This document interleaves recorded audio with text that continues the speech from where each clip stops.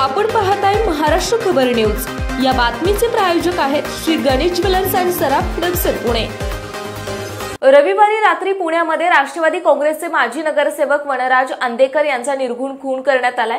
नाना पेठेतील अंदेकर चौकात वनराज अंदेकर चुलत भाऊ शिवम सोबत थांबले होते। यावेळी शिवम याच्यावर सुद्धा हल्ल्याचा प्रयत्न केला, मात्र शिवम थोडक्यात बचावल्याने बंडू उर्फ सूर्यकांत अंदेकर यांनी फिर्यादीत म्हटलं आहे। पुणे शहराच्या मध्यवर्ती भागात घडलेल्या या घटनेनंतर एकच खळबळ उडाली। नाना पेठेसारख्या गजबजलेल्या भागात रात्री 9:30 वाजताच्या सुमारास ही घटना घडली। एरवी मित्रांच्या घराण्यात असणारा वनराज रविवारी मात्र शिवम सोबत थांबला होता। जवळच त्याचं घर होतं आणि घरापासून चालत चालत ते मुख्य रस्त्यालगत असणाऱ्या चौकात आले। हल्लेखोर त्याची वाट पाहत दबा धरूनच बसले होते। मोकळ्या जागेत वनराज अंदेकर येताच 6 दुचाकी त्याच्या दिशेने धावल्या।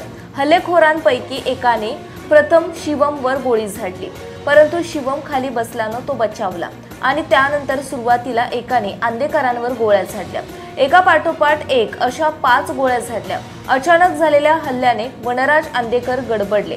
त्यांनी पळून जाण्याचाही प्रयत्न केला। ते दोघे पळून जात असताना वनराज यांच्या बहीण संजीवनी आणि मेहुणा जयंत कोमकर बाल्कनीतून मारा मारा त्यांना सोडू नका अशी चिथावणी देत होते।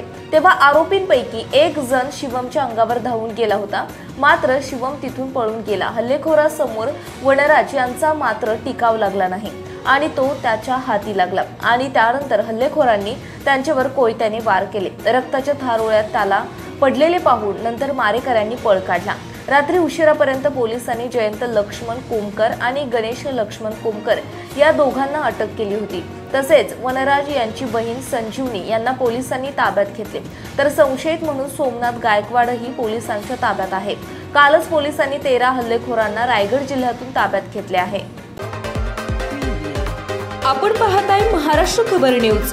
या बातमीचे प्रायोजक आहेत Shri Ganesh jewellers and Saraf production Pune.